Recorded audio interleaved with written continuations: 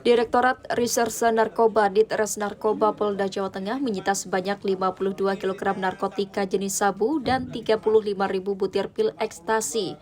Hasil pengungkapan kasus pada Januari dan Februari 2024. Dari pengungkapan ini, 4 orang tersangka yang berperan sebagai kurir diamankan. Kapolda Jawa Tengah Inspektur Jenderal Polisi Ahmad Lutfi pada gelar kasus di Mapolda Jateng di Kota Semarang Jumat 23 Februari menegaskan para tersangka yang ditangkap merupakan jaringan Jawa dan Sumatera. Pengungkapan kasus ini berawal dari penangkapan tersangka di wilayah Sragen pada 12 Januari 2024. Dari hasil pengembangan kemudian polisi menangkap tersangka lainnya di Serang membawa 51 kg sabu dan 34.800 butir pil ekstasi dari Lampung ke Pulau Jawa. Untuk menyamarkan bisnis terlarang ini, narkoba dikemas dalam kemasan teh Cina, disamarkan dalam kardus berisi minuman kemasan dan diangkut menggunakan sebuah truk box.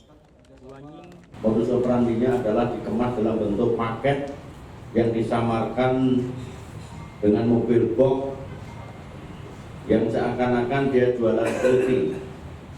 Tetapi hasil penelusuran dari Direktorat Reserse Polda dan jajaran ini bisa kita endus sehingga kita tangkap, kemudian kita bawa ke sini.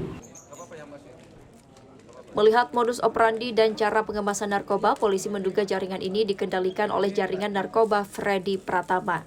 Dalam bertransaksi mereka menggunakan pola sistem sel terputus, yakni antara bandar besar, kurir, dan pembeli tidak saling bertemu. Bahkan tidak saling mengenal, mereka hanya berkomunikasi melalui telepon.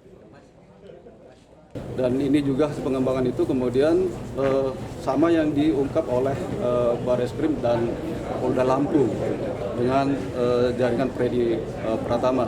Kemudian sistem komunikasinya juga sama, sehingga kami mengidentifikasi bahwa ini adalah masih jaringan Freddy Pratama.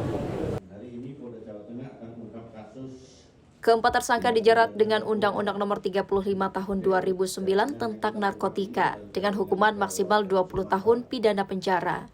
Dalam pengungkapan ini, polisi juga melakukan penyelidikan adanya potensi tindak pidana pencucian uang atau TPPU dari bisnis narkoba ini. Dari Kota Semarang, Jawa Tengah, Suryo Wicaksono, Kantor Berita Antara, mewartakan.